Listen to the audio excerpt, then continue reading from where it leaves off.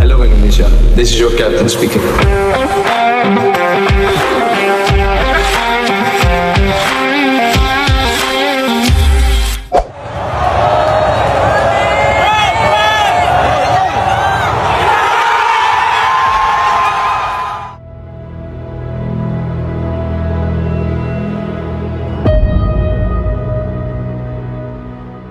Perjalanan timnas menuju Piala Dunia kini tinggal menghitung hari. Hanya tersisa 180 menit, dua laga yang penuh ketegangan, di mana mimpi satu bangsa akan dipertaruhkan di atas rumput hijau. Namun jalan menuju ke sana tak pernah lurus. Ada drama yang mengiris hati, ada cerita yang membakar emosi, dan semua itu kini berpadu menjadi detik-detik paling menentukan dalam sejarah sepak bola Indonesia. Mari kita mulai dari sebuah tuduhan yang menggelitik. Indonesia disebut-sebut oleh negeri tetangga Malaysia sebagai cepu yang mendorong FIFA untuk turun tangan, menginvestigasi, bahkan menjatuhkan hukuman kepada mereka atas dugaan manipulasi dokumen 7 pemain keturunannya. Tuduhan konyol yang sejatinya tak masuk akal. Coba kita pikirkan untuk apa Indonesia membuang waktu memikirkan Malaysia, tim yang bahkan belum mampu menembus Piala Asia 2027. Sementara kita, timnas Indonesia sedang berada di ambang sejarah yang jauh lebih besar. Perjalanan menuju Piala Dunia.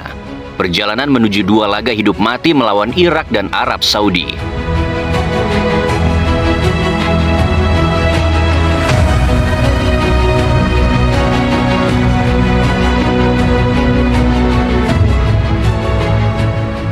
Indonesia sebenarnya sudah cukup sibuk dengan jalannya sendiri, memikirkan strategi, menjaga asa agar tetap menyala, bahkan untuk memilah dan melepaskan pemain untuk Garuda Calling saja sudah menyita energi. Apakah mungkin di tengah semua kesibukan itu, kita masih harus repot mengurus dapur orang lain? Dan kalau mau jujur, logikanya sederhana. Jika memang ada negara yang paling berpotensi menjadi cepu, bukankah itu adalah Vietnam? Mereka yang bersaing langsung dengan Malaysia untuk tiket Piala Asia. Mereka pula yang di leg pertama kualifikasi AFC dibuat tak berdaya. Dihancurkan habis-habisan oleh kekuatan 7 pemain keturunan yang kini disinyalir ilegal itu.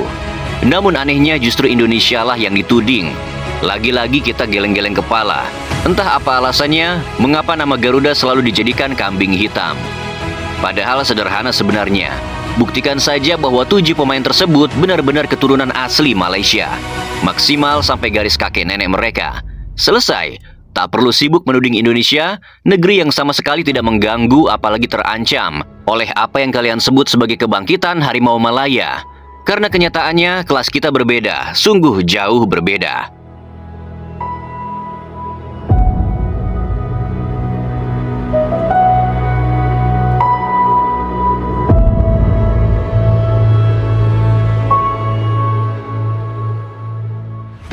Salah satu pesaing terberat timnas Indonesia di ronde keempat nanti adalah Irak, tim yang tak boleh dipandang sebelah mata. Namun menariknya, salah satu pilar utama mereka, Frans Putros, justru lebih dulu dihantam oleh cyber cerdik Mark Klok. Ya, keduanya kini sama-sama berseragam Persib Bandung.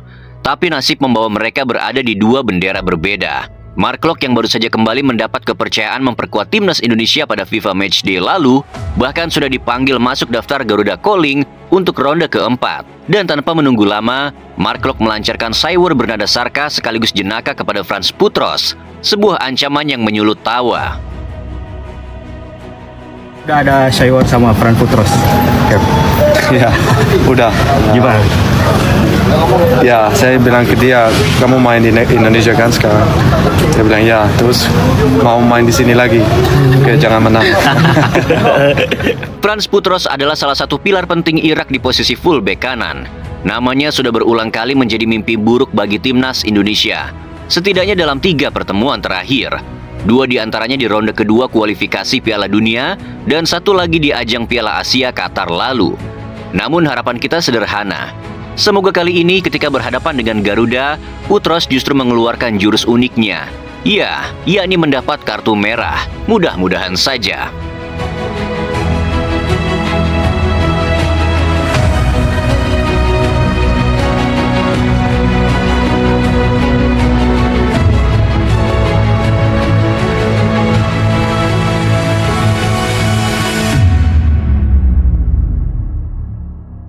Tak ada posisi yang lebih membuat staf kepelatihan timnas Indonesia garuk kepala selain fullback kiri. Posisi ini ibarat pedang bermata dua. Di satu sisi kita dimanjakan dengan stok pemain hebat, tapi di sisi lain justru membuat pilihan terasa semakin rumit. Bayangkan saja di posisi itu ada Shane Patinama, Dean James, Nathan Choaon, dan tentu saja Kelvin Verdonk. 4 nama besar yang menempati satu posisi, dan hanya satu jawaban yang bisa dipilih.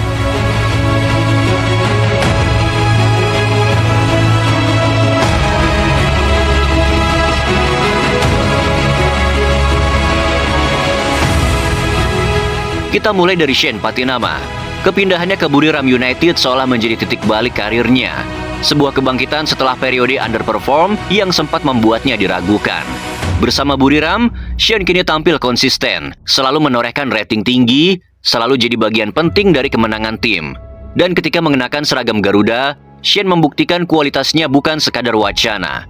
Laga melawan China Taipei jadi saksi, bagaimana ia tampil solid, tenang, dan memukau. Seolah ia ingin berteriak kepada semua orang bahwa Shane telah kembali bangkit untuk Indonesia.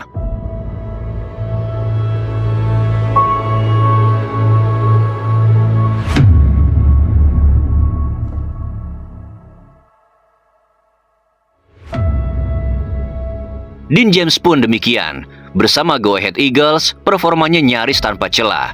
Ratingnya selalu hijau. Konsisten menunjukkan kualitas bek modern yang tahu kapan harus menyerang dan kapan harus bertahan. Dan ketika mengenakan seragam Garuda, Dean James tidak pernah kehilangan sentuhannya itu. Laga melawan Lebanon jadi bukti bagaimana sungguh kokoh di sisi kiri pertahanan. Ia menutup setiap celah dan membuat serangan lawan seolah mentok di sebuah tembok yang ia bangun. Dean James hadir bukan hanya untuk mengisi posisi, tapi benar-benar penjaga sayap pertahanan timnas Indonesia.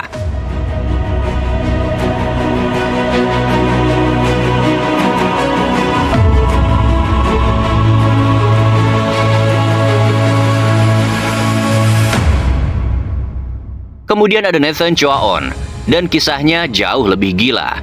Dalam comebacknya bersama Willem Twee, Nathan benar-benar bangkit dari keterpurukan. 6 laga ia mainkan, 6 laga pula Willem Twee tak tersentuh kekalahan. Sebuah bukti bahwa adanya Nathan di tim itu mampu membawa aura kemenangan. Namun yang paling memukau adalah ketika ia kembali berseragam Garuda. Kita semua tentu masih ingat bagaimana aksinya yang spektakuler. Nathan mampu menguasai lini tengah seakan ia adalah jenderal di lapangan tengah.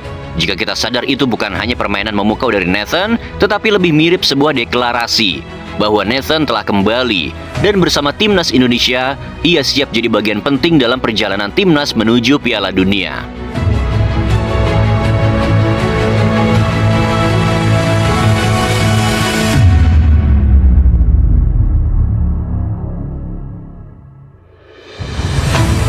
Dan akhirnya tibalah kita pada sang raja terakhir di posisi fullback kiri timnas Indonesia. Dialah Kelvin Verdonk.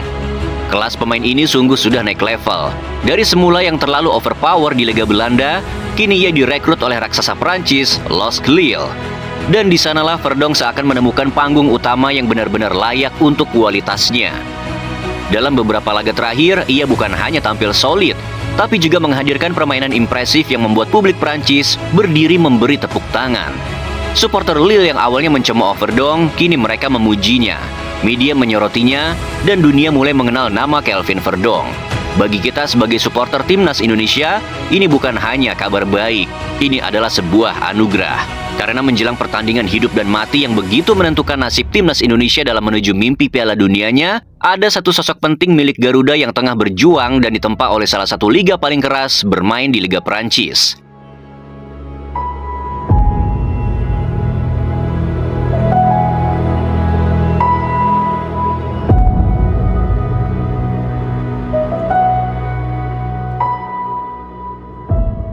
Maka dengan penampilan gemilang Verdonk, konsistensi Dean James, kebangkitan Shane Patinama, hingga ledakan performa Nathan Choaon, wajar bila Patrick Kluivert dibuat benar-benar kebingungan.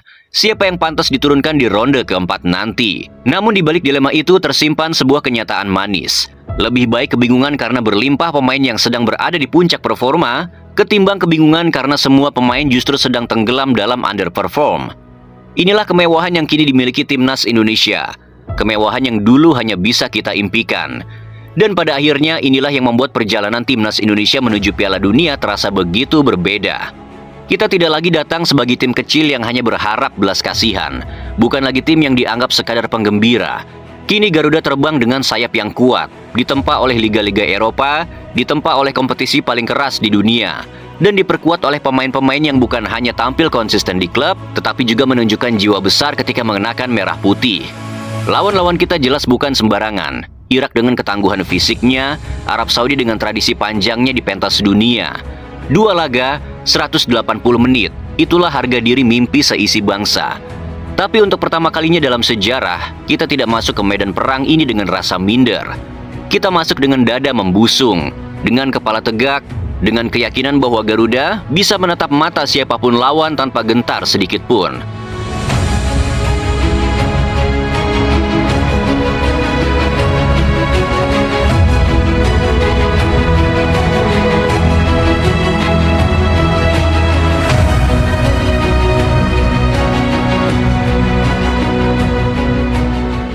Semua drama, semua tuduhan konyol dari negeri tetangga, semua cywar, semua pertanyaan tentang siapa yang layak turun di lapangan, semuanya itu kini hanyalah bumbu dari perjalanan besar yang sedang kita jalani. Yang benar-benar penting adalah bagaimana 11 punggawa Garuda kelak berdiri di atas lapangan, membawa 270 juta doa, dan bertarung seakan tak ada lagi hari esok. Kita mungkin hanya berbicara tentang sepak bola, tapi lebih dari itu, ini adalah tentang harga diri bangsa, tentang mimpi yang diwariskan dari generasi ke generasi, tentang sebuah perjalanan panjang yang kini sudah berada di ambang gerbang sejarah. Maka bersiaplah karena detik-detik itu akan segera tiba. 180 menit yang akan menentukan apakah nama Indonesia hanya menjadi catatan kaki atau justru ditulis dengan tinta emas di panggung terbesar sepak bola dunia. Garuda sudah mengepakkan sayapnya, dunia sudah menoleh. Kini hanya tinggal satu langkah lagi. Terbanglah lebih tinggi dan buktikan bahwa mimpi ini bukan sekadar angan-angan, melainkan kenyataan yang lahir dari darah, keringat, dan doa seisi bangsa.